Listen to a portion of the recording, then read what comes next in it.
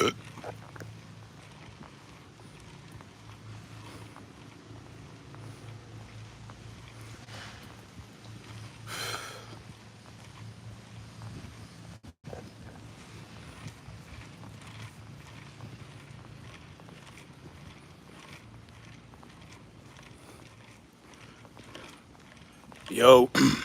good morning. Give y'all a minute to come get in the building.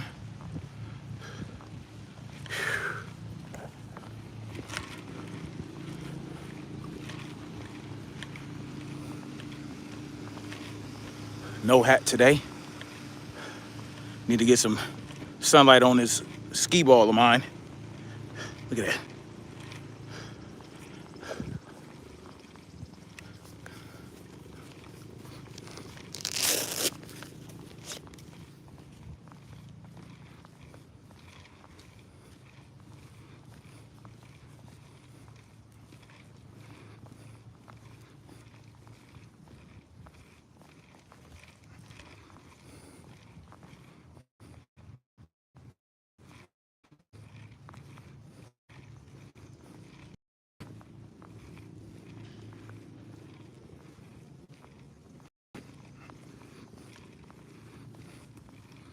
Yo, what's good? Good morning, good afternoon, good evening, wherever you're in the world. It's your boy, Tyrus Bane, aka The Definition. Welcome to Freedom's March. It is Saturday, June 15th, tour, and shit. It's like today is very warm, but there's a nice little breeze, partly cloudy. You know what I'm saying? It's not bad. Not a bad day. Not a bad day to ruck through the neighborhood. Not a bad day to ruck through the neighborhood. I actually just got through doing 18 rounds of Muay Thai drills on the heavy bag. And now I'm rucking. I burned about, let's see, those 18, it's about 21 rounds. 21 rounds, including three rounds on that, 3 warm-up rounds in the heavy bag. So, no. Yeah, that'll be 21 rounds. So, yeah. Including 3 warm-up rounds on the heavy bag. The teardrop, very good for practicing, you know, mid-height kicks. So I did 21 rounds of Muay Thai drills in a heavy bag. Burned about 1,000 calories. Actually, no, more than that. I'm tripping. My math is off today. Burned about 1,300 calories on the heavy bag. Now I'm out here doing a ruck. That'll be about 45 minutes long. I'll probably burn another 400 calories. Just to, you know, put myself through a little bit of stress. Put my body through some stress to recover from. And, you know, during this time of stress, my body will go through autophagy, you know. So this is kind of good stress as long as I recover properly afterward, you know. Do some yoga, some light yoga, because, you know, I'm not going to be wanting to do any heavy yoga. Anyway, what's good, y'all? Let me do some squats.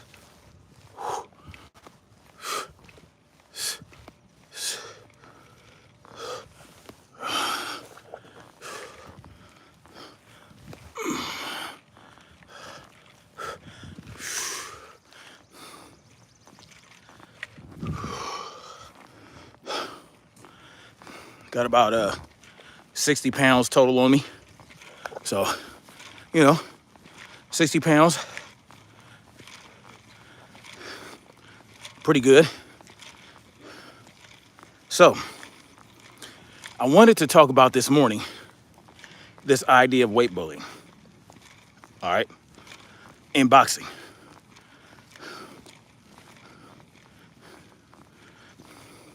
You know, and this idea of weight bullying is a term that people throw around when the fighter they don't like fights the fighter they do like.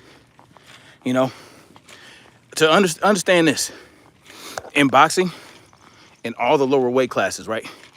Any weight class below heavyweight, the fighter is going to cut weight to meet his obligations, depending on the class he campaigns in. Most boxers outside of heavyweight division do not fight at their walk-around weight. All right, they do not fight at their walk-around weight. Now, is that, you know, the healthiest thing to do? Is it good to yo-yo diet, you know, crash diet and all that stuff? No, it's not good for the body. It's not good for the body, but this is what damn near everyone does. All right, this is what damn near everyone does. Very rarely does a fighter, you know, campaign at a weight that they've been fighting in for years and years and have to gain weight. You know what I'm saying? Very rarely do they do that. So we're talking about a sport where over 90% of the participants, right, outside of the heavyweight division, cut weight. And this idea of weight bullying is completely asinine, right? It's completely asinine because I don't think I've ever heard a boxer complain about weight bullying, you know, when it comes to the person they're fighting, right? They might mention it in regards to, you know, fights they're not involved in. I know Tank has done that because Tank likes to latch on to what people are saying in social media and the casuals. He likes to latch on to that, and he likes to latch on to what these pandering YouTubers do and say, and kind of spread that narrative, right? And it lends a little bit of weight. So everybody clings to these narratives because they're followers. All right, most people are followers. They don't like to think for themselves. They don't like to critically think in general, right? They're not encouraged to think critically. They're encouraged to go along with the narrative. And if they do not go along with the narrative, then they get attacked, right? You get attacked if you don't go along with the narrative. If you don't appeal to the majority, then you become ostracized. You are made to look like a hater, right? Or something like that. Now, understand this. The reason why it's important to think critically is because when you talk about weight bullying in boxing, you are not making any sense because there's way too much nuance. There's way too many variables, right? Involved in, you know, cutting weight, making weight, dehydrating, rehydrating. There are a lot of variables, right? And one of the most important variables is genetics, all right? One of the most important variables is genetics, all right? I would say that is the most important variable because everybody has different genetics. Lots of people have similar genetics, but no one has the same set of genetics. Not everyone has the same genetic set point, right? Not everyone has the same genetic set point. Meaning, a genetic set point is how much your body, it's a set point that your body reaches before you start to have problems, right? So like if you're cutting weight, let's say you walk around at 180 and you want to get down to 160, well, 163 might be your genetic set point. So once you get to 163, it becomes much more of a struggle to lose those last 3 pounds, right? Because your body does not want it. Your body believes it's starving, right? And so what it does is it slows down the metabolism, right? Goddamn fucking. It slows down the metabolism, and it makes it much more difficult for you to lose more weight because your body is trying to prevent starvation, right? And if you keep pushing, you're going to go into a catabolic state. That's where your muscles, your body begins to eat away at your muscle tissue, right? Because it's going to eat away at your muscle tissue before any important organs. So you're going to start to lose muscle.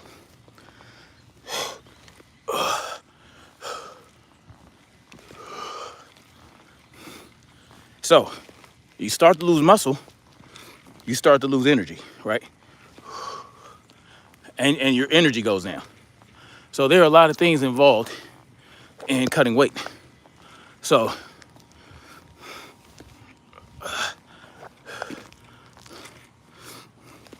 not everyone has the same genetic set point. And no one complains about weight bullying until they see the fighter cut weight and they look skeletal, right? Their face is sunken in. You know, they have zero body fat, damn near. Probably like 5 or 6%, 4%. They have no glycogen stores and no water.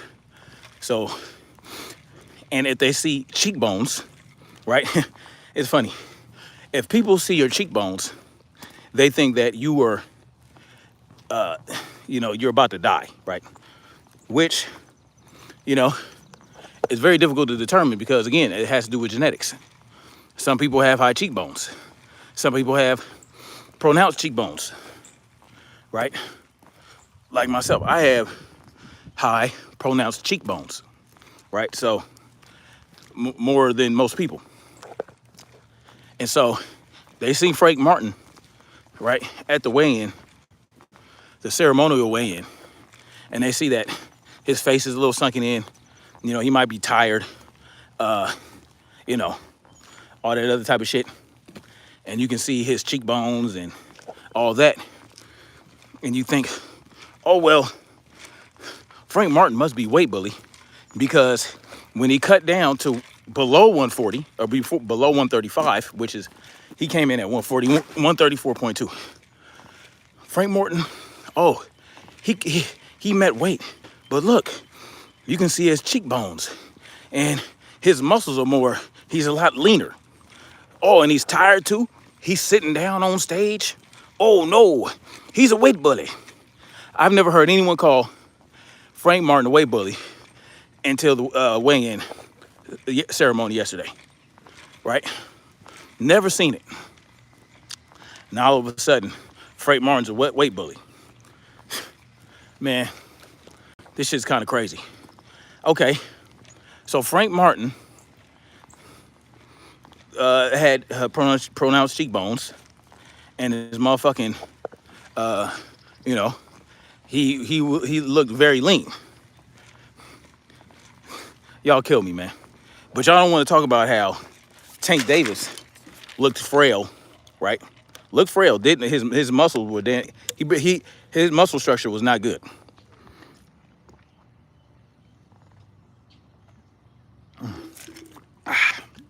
Let me tell y'all, the more muscle you have, the better off you are in a weight cut, right? Because that muscle protects your body, protects your organs, and all that type of shit. If you have enough muscle to fill up with glycogen stores to the point where if you do have to drain, you have enough water, glycogen in your muscle to drain, to make weight, and not necessarily have your brain get dehydrated, right? Now, people are concerned about Frank Martin slurring his words and all that type of stuff during his interview. And I can understand the concern about that because to me that would indicate that perhaps, his brain is slightly dehydrated and he needs to rehydrate. He needs to get the fluids back in his brain. That's for damn sure. So In this case, I believe that Frank Martin's brain was possibly very dehydrated. That's a good indication. So that is a concern. I'm not gonna lie about that. But does that mean he's a weight bully? No, man. It just means that he had a bad weight cut and he didn't have enough opportunity to rehydrate to the point where he's a little more, cognitive, a little more, rehydrate in his brain. Yeah. So let's talk about that. Why do you think that Frank Martin did not have enough rehydration going on by the time he went to the weigh-in? Well, from what I understand, it's because they were supposed to weigh in at 11 a.m. Pacific Standard Time, right? 11 a.m. Or was it Eastern? Whatever one. They were supposed to weigh in at 11. Tank pulled some bullshit and delayed the official weigh-in by 2 hours, right? So what does this mean? That means that Frank Martin has to stay at that weight for 2 more hours before he can start rehydrating. Otherwise, he might come in overweight. Now, I don't know how Tank Davis is allowed to do this, but he's the A side, and that's just what it is. So, and God knows what weight Tank was at before he had to weigh in, right? Because remember, he went on that run with the sweatsuit, right? On Wednesday. He ran with a sweatsuit in 170-degree weather,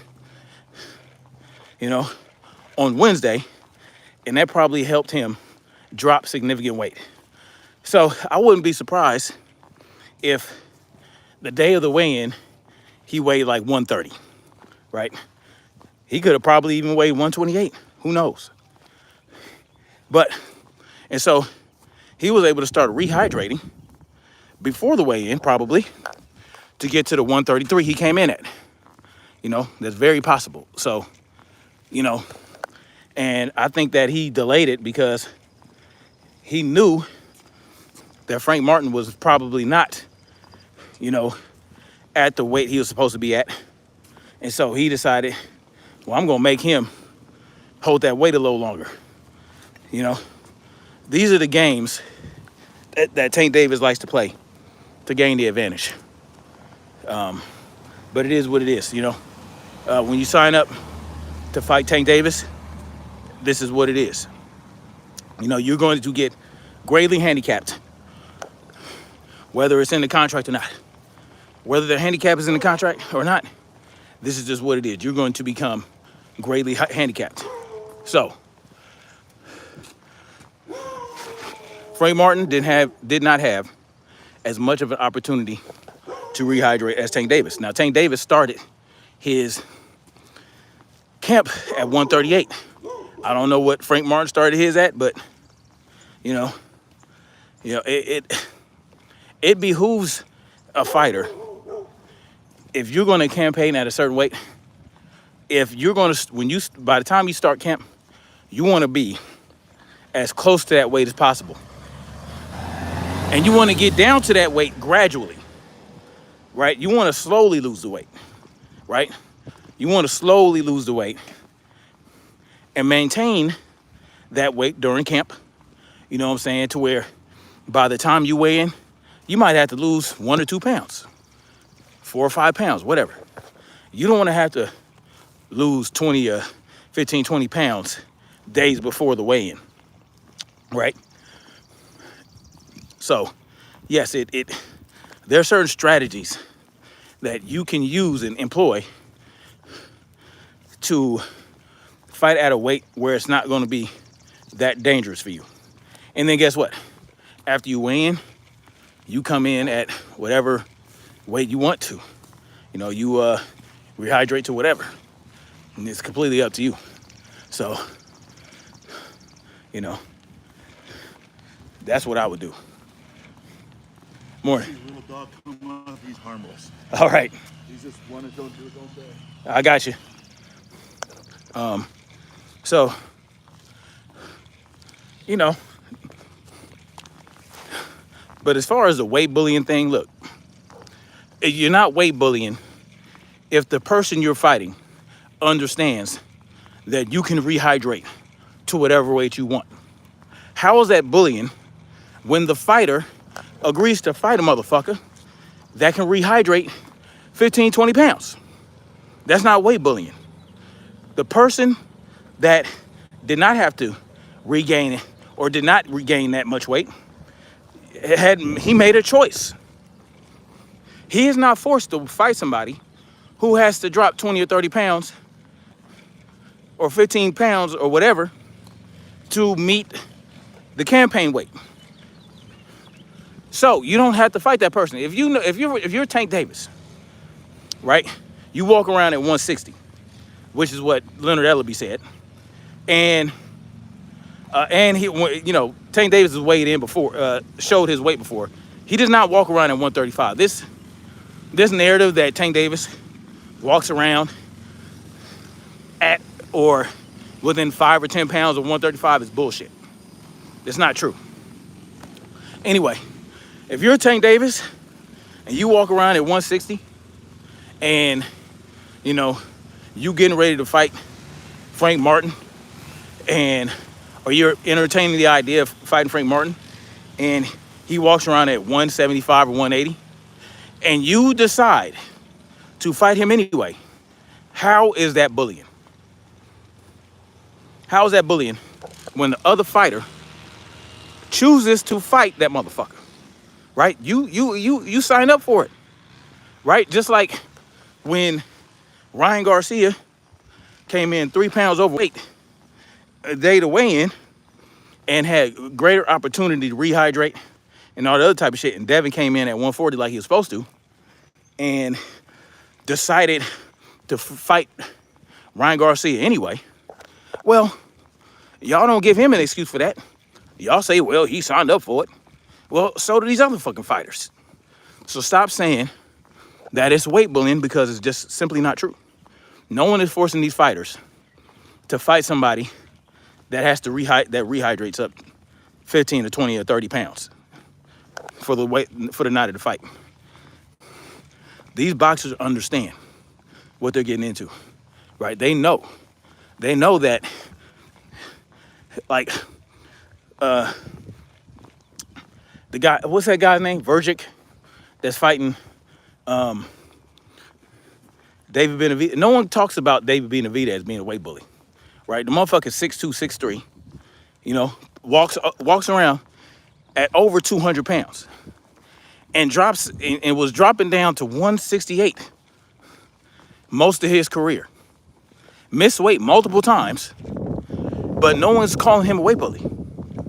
Now he's at 175, and that's still at least 15 pounds below his walk around weight. But no one's calling him a weight bully.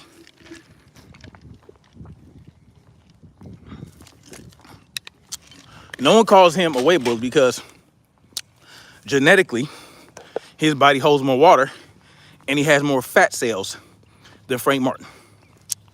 He has more fat cells than Devin Haney and retains less water and retains more water. Tank Davis has more fat cells and retains more water than his opponents, than Frank Martin and Devin Haney. So because you can't see Tank Davis's cheekbones as much as Frank Martin's, Frank Martin is the one that's weight bullying, right? Frank Martin is the one cutting weight dangerously. Well, guess what? Every boxer who cuts down to their campaign weight, guess what? They are cutting weight dangerously. Now, Tank Davis cut weight less dangerously because he was already pretty close to his campaign weight at the start of camp. Smart on him. But he still cut down more before the weigh-in. And I know everybody was focused on Frank Martin's cheekbones, but Tank Davis, you know, his teeth, his teeth were sticking out of his head a lot more. So if you look at Tank Davis and this him smiling and shit, guess what? All this right here was more drawn in. And you can see his teeth poking out his fucking head. Y'all go back and look at that. Whew. Wow. My fucking quads are starting to crimp. I got this rehydrate. I had this hydration drink in my bottle. I need to, hold on, y'all.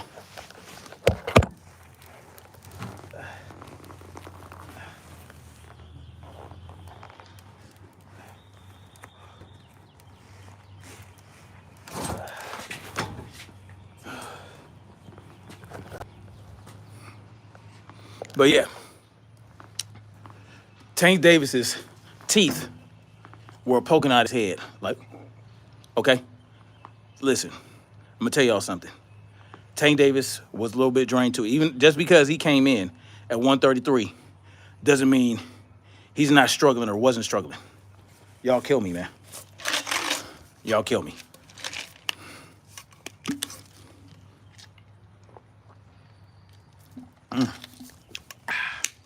That's refreshing. But anyway, oh, what a nice breeze, man. Whew. This breeze is delicious. Anyway, it's not weight bullying if the opponent decides to fight you, knowing that you walk around at 10, 15, 20 pounds over the campaign weight. And that you might come into the ring on fight night close to your walk around weight. That, if you decide to fight a motherfucker that does that, that's on you. It's not bullying. It's mutually assured combat. It's mutual combat. It's mutually assured destruction, because you can rehydrate to whatever weight you want as well if there's no rehydration clause. And do the sanctioning bodies need to change the rules to where fighters have to campaign at near their walk around weight? I mean, how would you make that work, right? Because I was debating this with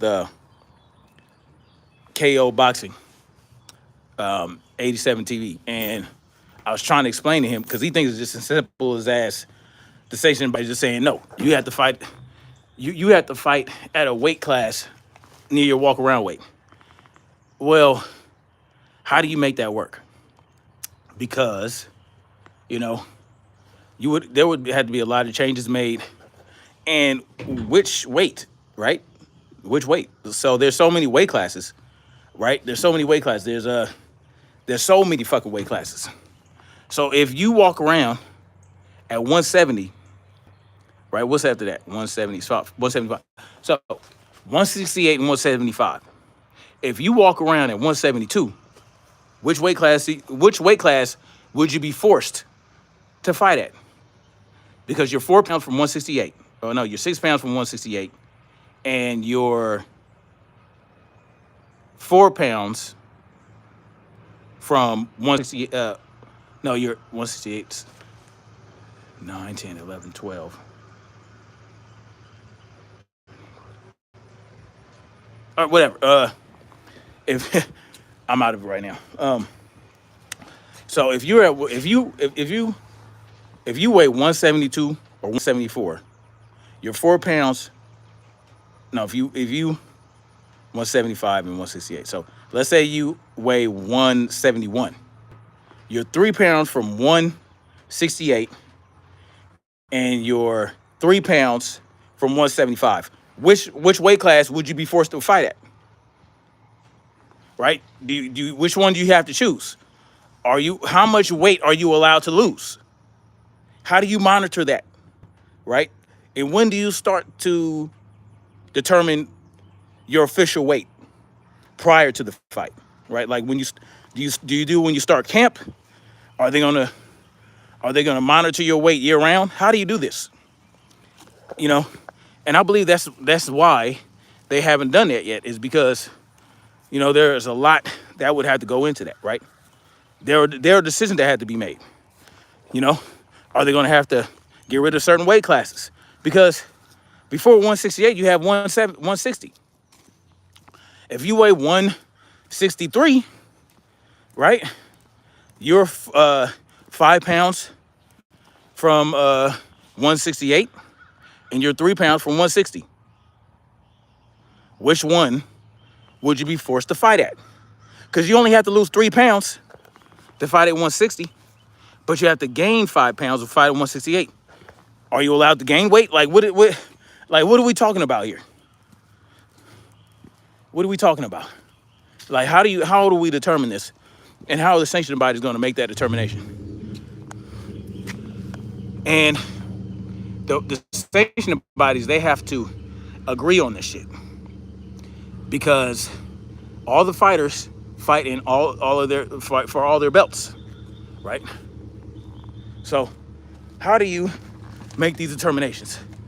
What's good, Ronin? 2022 Ronin? Man, it's hot than a motherfucker today. But there are breezes here and there. What I'm saying is,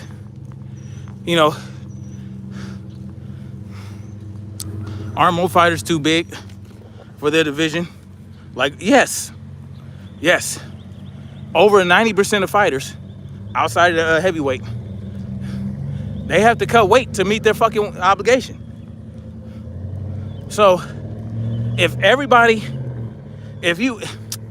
you losing weight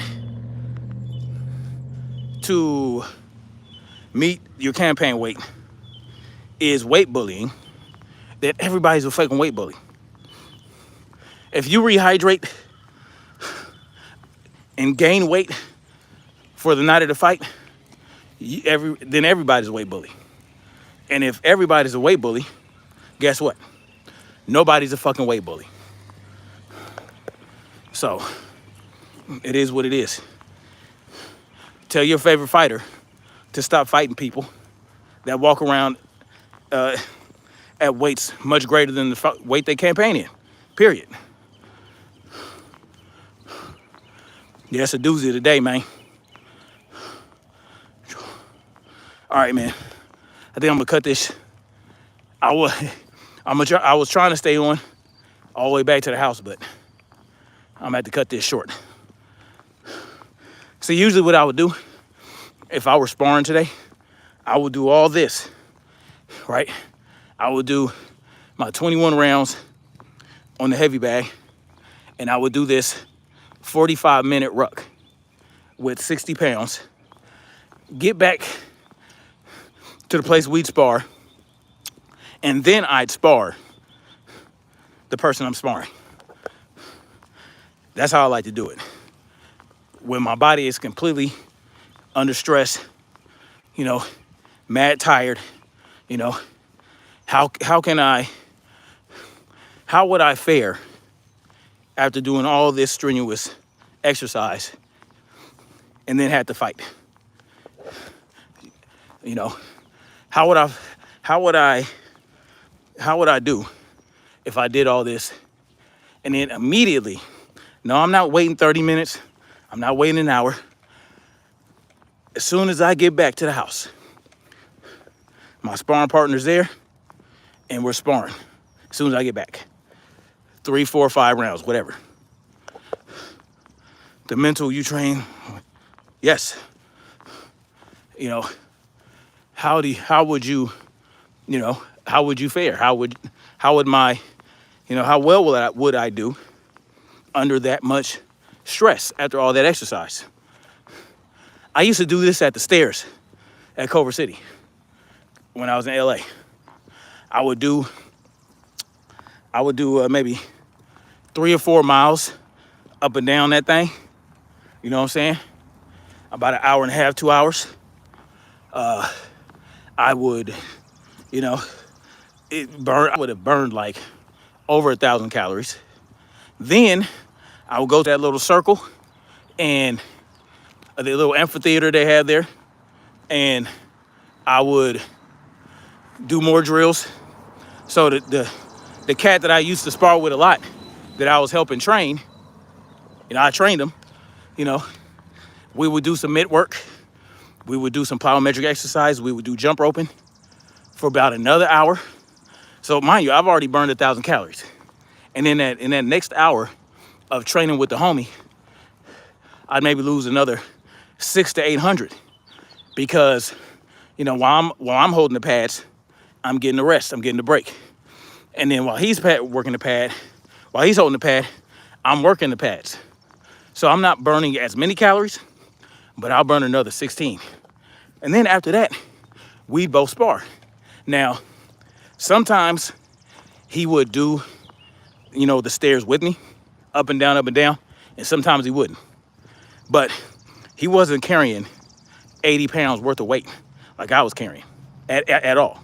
So I'm working with 80 pounds, doing pad work, jump roping, and plyometric exercises for another hour. Then we spar. I would do that. That's how I like to spar. I like to spar after I done just completely exhausted myself. And that's essentially what happened with Mighty Mouse when I sparred him. I didn't do as much. You know what I'm saying? I just did some jump roping and some suicide sprints. Some suicide sprints and some plyometric, 10-yard plyometric drills. I did that. And I did that for about an hour, 20 minutes. Burned about 1,000 calories. So I was still exhausted when I sparred Mighty Mouse. So, it is what it is. Oh, look, I got further back to the house than I thought I would, with y'all on the Rucking Live. I might as well finish it out. So that's how I like to do it, y'all. And, I'm 44 years old, as fit as I've ever been. And, I'm a guy with multiple herniated discs in my neck and my lower spine, bad knees, bad shoulders, sciatica, sciatica on both legs. But what helps me, I think, is the fact that I move. 55 on the 24th, no, that's what's up. So you're a Cancer. My oldest daughter's a Cancer. She'll be 14 on the 7th. But, what I think helps me for being in such a crippling state, is the fact that I do exercise, do move, that I do get the blood flowing, that I do, resistance exercises that help strengthen the muscles around my joints that are fucked up. I think that helps me. I think if I, succumb to the pain in my joints and laid around and walked with a cane and wasn't active, I think I'd be a lot more fucked up. I think the fact that I'm very active keeps me going. That's why athletes and construction workers that retire have such a short lifespan afterward, is because they retire and they feel like, well, I can just chill now. You should never chill. You understand? Set it on there. Yes. My phone had shut off because it was running too hot. So that should let y'all know what your boy was doing out here was intense. You understand what I'm saying? Sound like the fucking Rock when I said that. Anyway, I'm gonna holler at y'all later, man. Much love. Like, share, subscribe, or not. And we're gonna keep marching.